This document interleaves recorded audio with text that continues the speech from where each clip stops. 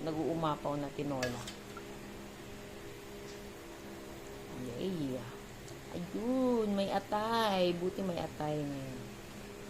Sabaw.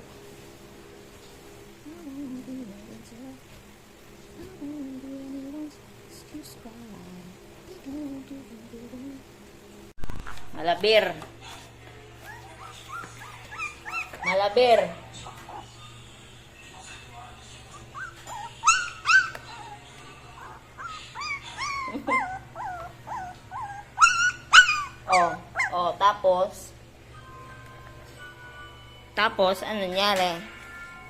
Tapos, ano nangyari? Ha? Ano nangyari? Ano nangyari? Ano? Magsalita ka, madaldal ka eh. Baw mo na. Nasaan na yung kapatid mo? Ayun, yung kapatid mo, oh. Yung kapatid mo, tahimik lang. Oh, tingnan mo. Yung kapatid mo, pero tahimik lang.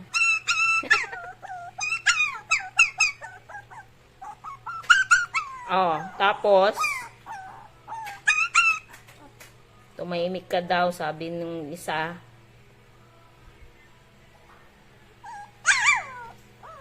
Ikaw din, oh, yan.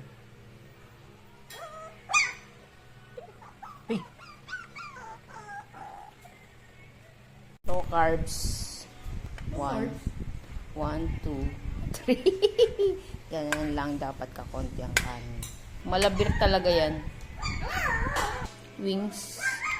Dahil niya siguro kay rubber yan. Atay. Oo nga. Tapos puwet. Ayun nga, ganyan nga ako kumain lagi. Malinis. Malinis! Hindi katulad ng plato mo.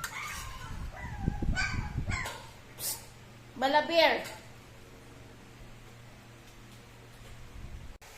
Okay lang yan kung wala kang ginawa buong araw, kundi mamilata sa kama at kumain ng kontan.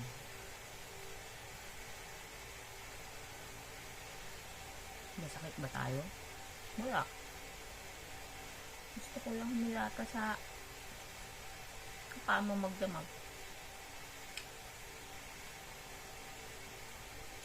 Self-care. Okay lang din kung nag-cancel ka ng mga pasyente mo ngayon. Burnout. Burnout? Wala naman akong sakit. Gusto ko lang humilata. Magdamag sa kama. Sarap nito ah. Tamis. Okay lang yan. Tawag dyan. Self-care. Privilege. Pwede. Hindi ko naman ini-validate yung paano na hindi katulad ko na may privilege.